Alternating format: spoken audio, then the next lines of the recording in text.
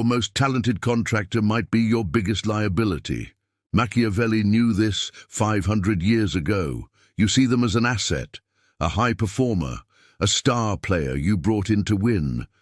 But what you see as a strategic hire, the Florentine saw as a fatal error. He called them mercenaries, hired arms, and he warned that they are the ruin of any state or any enterprise. Today, we will dissect this timeless warning. We will not speak of teamwork or synergy. We will speak of power, loyalty, and survival.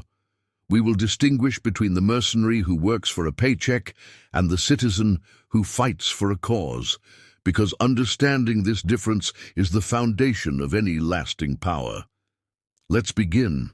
Consider the manager who finally lands that star salesperson. The numbers are extraordinary. Targets are not just met, they are shattered. On paper, it is a triumph, but a subtle poison begins to seep into the team. The star operates alone, hoards information, and treats colleagues not as allies, but as obstacles.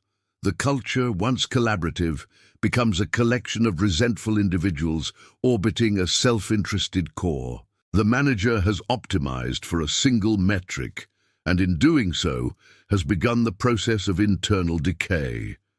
This is the danger of mercenaries in peacetime. Machiavelli's principle is clear. Hired forces are a threat when you are not at war.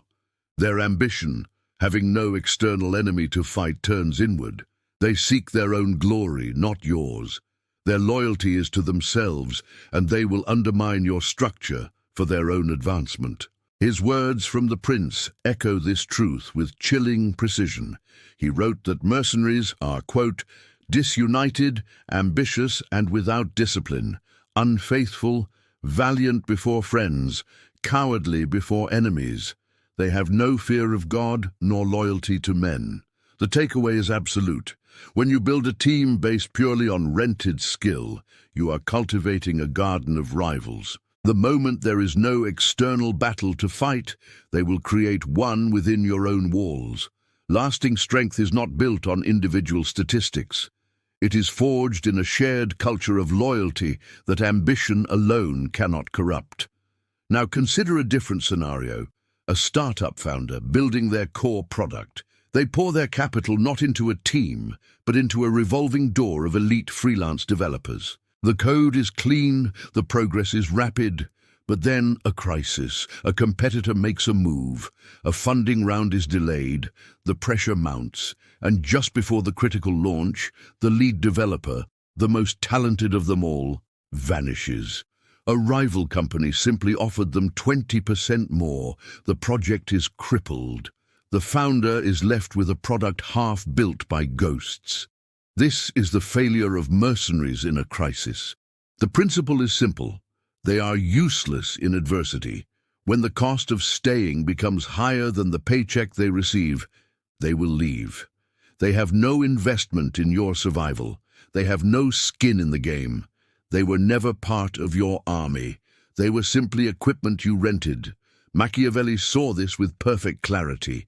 He stated that the only thing keeping a mercenary on the battlefield is payment. Quote, they have no other attraction or reason for keeping the field than a trifle of stipend, which is not sufficient to make them willing to die for you. The reinforcement is stark. Skill without commitment is an illusion of strength. It is a hollow shell that shatters under the first real impact. True power, true resilience, is found in those who are willing to stand with you when it is hard, not just when it is profitable. It is found in those who see your fight as their own. If you are finding this strategic breakdown valuable, a like on the video helps us reach more leaders. So what is the alternative? Let us move beyond the world of business and into the personal. You have a friend. They are there for every celebration, every success, every moment of triumph. But then you face a true personal crisis, a loss, a failure, a moment of profound vulnerability, and suddenly they are distant. Their calls go unanswered. Their support evaporates. They were a mercenary of good times, unwilling to face the hardship of your winter. This illustrates the need for a citizen army. This is the core of Machiavelli's solution. A citizen army is not made of hired hands. It is composed of people bound to you and your cause. They are your own forces. They are invested. Their success is tied to your success. Their survival is tied to your survival. They do not fight for a wage. They fight for the flag, for the shared identity, for you. The authority for this comes from Machiavelli's ultimate judgment on the matter. He believed any wise leader would reject hired help, even if it meant risking defeat. Quote, "A wise prince has always distrusted auxiliary and mercenary arms and turned to his own. He will prefer to lose with his own than to conquer with others, not deeming that a real victory which is gained with the arms of others." The takeaway is the most powerful of all. Do not rent talent, cultivate loyalty, do not hire hands, forge allies. A person who is invested in your vision, who feels a sense of ownership and belonging, is worth more than 10 brilliant mercenaries. This is the bedrock of real power. An army of citizens, a team that is truly your own, is a force that adversity cannot break and money cannot buy. The question then is not simply to avoid mercenaries, but to understand if they can be converted. It is a difficult and often impossible task. Most are transactional by nature, but for the few who possess the character, the path is to change the nature of the contract. You must shift the relationship from transactional to relational. Give them a stake in the outcome, not just a bonus, but true ownership. Bring them into the inner circle of strategic decisions. Make them responsible not just for a task, but for a part of the mission. You must make your success their success. In essence, you offer them citizenship.